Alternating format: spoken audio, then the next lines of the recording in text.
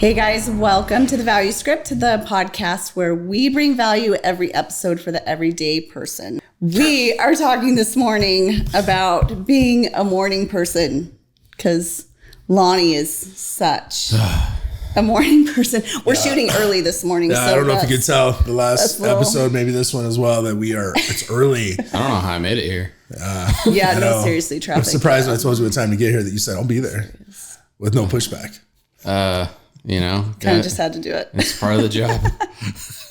So, yeah, I hate mornings, and they ruin a perfectly good night's sleep. As your mug says. Which I was going to get to that. Oh, okay, sorry. But but since you brought it up, there's my mug. Says a fun thing to do in the morning is not talk to me. I got that for him a couple of years ago. I was like, yeah, That's pretty real. Oh, that's real. It was last year, actually. Was that last year? Yeah. Okay. For Christmas. Okay. That was you ever notice one that of my Christmas some presents. of the most real things about a person are sometimes found on a mug? That is very true. So what prompted you to obtain this mug for me? Well, you are grumpy in the mornings. like minimal conversation is best. Like you even tells his staff, come on, wait. Don't come to me with problems before 10 in the morning. Yeah, that is true. Give a guy a time to wake up, man. Goodness. Yeah. It takes a couple hours for you to. It always has. I don't know. Not making excuses, but like a car in the cold. Maybe it is my best excuse. I don't know. Maybe I need to wake up 2 hours earlier, and that's why this is an excuse, and I don't. But when growing up on the farm, we used to wake up at 4:30 in the morning. Right as the crack of dawn happened, the sun was just barely getting to crack the horizon. Dad wanted us out there in the fields and being productive. And really it was a necessity because if you were not out there at that time, when the heat came, you couldn't really get as much done. So if you wanted to be as productive as you could with your day, you had to maximize the hours of between, 4 in the morning and noon, maybe 1 o'clock in the afternoon, and then come back in and then go back out right before, from 5 to dark. Yeah. Well, that's kind of what we did. I noticed that with when I first moved here, with the heat, a lot of those like road workers, they'll start at like 3 a.m., 4 a.m. Yeah. Mm-hmm. Yeah, you want to try to work while you can. Yeah. Right. So, and then I grew up probably in the worst physical environment. My doctor said that I grew up in the worst physical environment I could have because I always had chronic allergies and asthma, and I grew up around a bunch of mold and hay and dust and lint and all kinds of fun stuff, animals. And, I was groggy every morning because I had sleep apnea or whatever. I couldn't breathe. So, had to, didn't sleep well and then had to wake up and go to work. And so I'd be groggy. So, everybody knew just don't talk to them until about 8 o'clock in the morning. Yeah. and so, not necessarily something I'm proud of. And I conditioned my office staff. Their favorite thing to do is as soon as I walk in the door, they start hitting me with all the problems of the day. And I'm like, let me walk in the door, man. Yeah. I haven't even sat down. You guys had your coffee already. You already figured out what you're brouhahing about already. Like, you guys got your whole rant down. I just walked in the building. Okay, just give me a minute. Yeah. So, don't talk to me about any of these problems until 10 o'clock. At 10 o'clock in the morning, hit me with all you got. But before that, leave me alone. The mug. Let me wake up. I don't know if anyone else feels that way. It's not that I don't get up in the morning. It's just that I don't like it. Now, are you a snoozer? Do you hit the snooze? I have unfortunately become a snoozer, but I'm breaking that habit. That is one of my main intentions for this year is to actually become a morning person. I'm a big snoozer. Yeah. You know what? Remember. I started doing it involuntarily. Yeah. Yeah, everybody does, right? But I don't even remember clicking it. I'm just, just reaching. I do the whole smack on the phone. Yeah. Where is it? Right. Remember what Jocko said? That sound after you hit the snooze button? Oh, God. It's the sound of your dreams dying. Yeah, I know. Good God. Right? So hilarious. Morbid. But I do think that's true. the key is going to bed earlier and waking up earlier and slowly shifting because we go to bed so late. Yeah, I am kind of a vampire. We go to bed so late. That's something I've always been able to do too is once I'm awake, I can stay awake. I can stay awake for 24 hours. Oh, yeah. Do you have a problem getting to sleep? Sometimes. Yeah. I mean, my dad, he'll put his head on the pillow. He could fall asleep automatically if he wanted to. But for me, it's like, it depends. It takes hours for me to get to sleep. It really kind of depends on the day. But because Meredith has made that complaint, or that comment wasn't a complaint from my wife that I love so much. It's fine. It can be a complaint. She was envious of my ability to just close my eyes and go to sleep when I hit the pillow. Yeah, you can fall asleep way fast. Well, I guess it depends on the night. Yeah, I don't know. It depends on. I don't know. You know what? It also really probably depends a lot on is how much TV you watch. Yeah. You know, because TV does not help you fall asleep. It's one of the worst things you can do right before you go to bed. It's like looking at your cell phone. Yeah. That blue light exposure, clinically proven to make you more alert. Yeah. Well, and I'll start to fall asleep, and then we'll be watching something that's totally interesting, and then I'll want to not miss it, and so then I wake myself back up again, trying to not miss the movie we're watching. Right. You get into a good documentary, and you're like, bad habits. Those are bad habits. So those are the habits we need to work through and break. But I wonder if that's a big thing for example, like with my mom.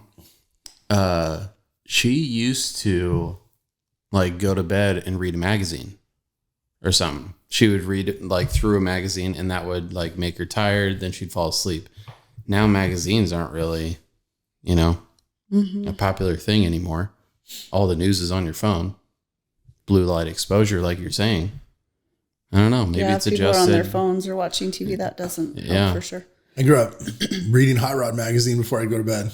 That was my relaxing to do. Yeah. Of course, I read the scriptures every night too. Of course. Not really. Yes. Not really, but I would try actually when I was in high school. I did try, but I didn't always do. But I did too. Heard the whole read at least 5 minutes a day. Yeah. At least 10. Now, a lot of these questions have been towards you. Are you a morning person? I am more of You are. I do. My favorite time, I don't love getting up early, but my favorite time is just before as the sun is rising. We have these big windows in the back of our house, and it's perfect for watching the sunrise, and it's just peaceful and just to see the sun over the field, and I love it. I love to get up and be productive before my kids wake up, which doesn't often happen, but was it always like that, or was it like that when you became a mother? When I became a mother. Yeah. For sure. Okay. Yeah. No, when I was in college or high school, if I could sleep in, I was definitely sleeping in. Yeah. And I don't know. I guess it's the functionality before your kids wake up. That's golden time. Yeah. Being a non-morning person, when I experience the mornings, I love it. Right.